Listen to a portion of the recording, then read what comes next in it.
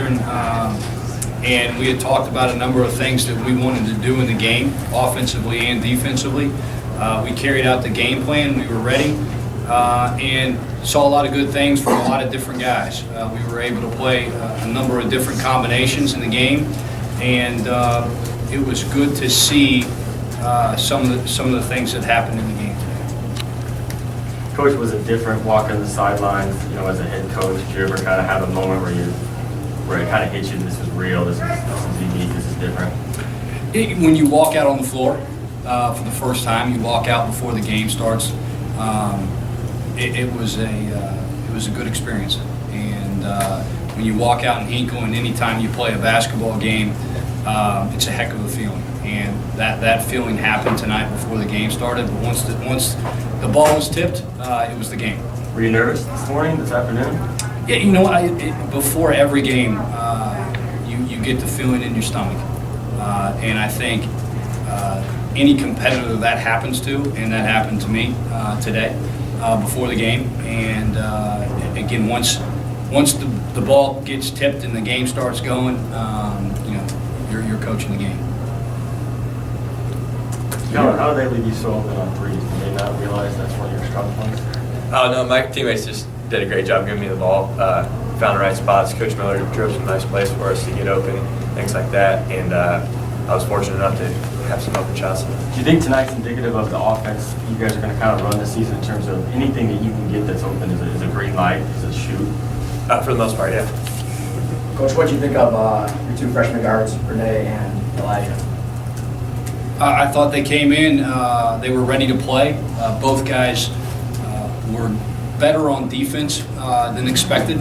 I thought they were really good on the defensive side of the ball, especially early. We had a couple breakdowns in the second half.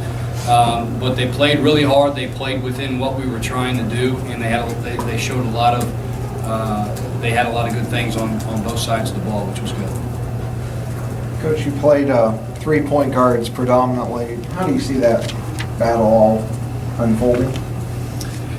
You know what? All three guys have had their moments. All three guys have played well. And I think it'll play itself out. I do think in practice and during the game, there's certain times where each of them have their own strengths in what they do. And depending on who you're playing and depending on the time and score of the game, you could see all three of those guys running the point. Is Andy 100% healthy? Andy had missed some practice. Obviously, he did not play in the blue-white scrimmage due to a strained quad. And because of that, that was the reason why you saw him play the Minnesota play. Coach, how much of an offensive role will Kellen play this season? I mean, beyond his shooting, with Roosevelt out with a lot of points missing from last year, how much does that fall to him? Kellen's a very good offensive player, and I'll second the point that he said, hey, when I have the green light, he does have the green light. He can put the ball in the basket. He can shoot it, and not only can he shoot it from three, he can shoot it deep. And then you saw him tonight, he can put the ball on the floor and he can create for himself and for teammates. He's a very good offensive player. We'd be crazy not to utilize him.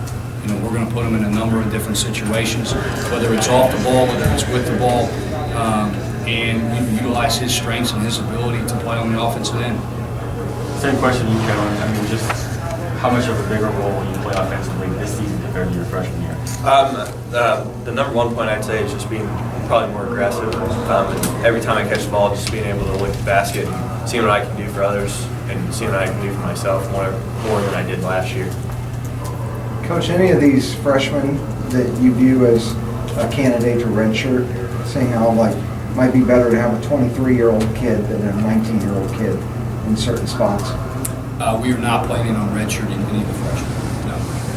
Why is that? Don't see the need to redshirt any of them. Coach, since you talk about not redshirting, you're going to have a little bit, you got Khyle and Cam down low and Eric Fromm. How do Barry and Travis provide that much more depth? Yeah, I think that's exactly what they give us. They give us depth. And looking at our team, we're able to play a number of different combinations, and those guys fit into what we're doing.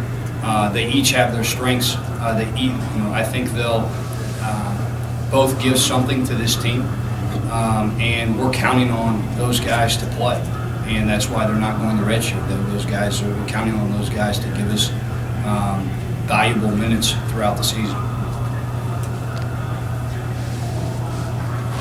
Any other questions for Coach or our players?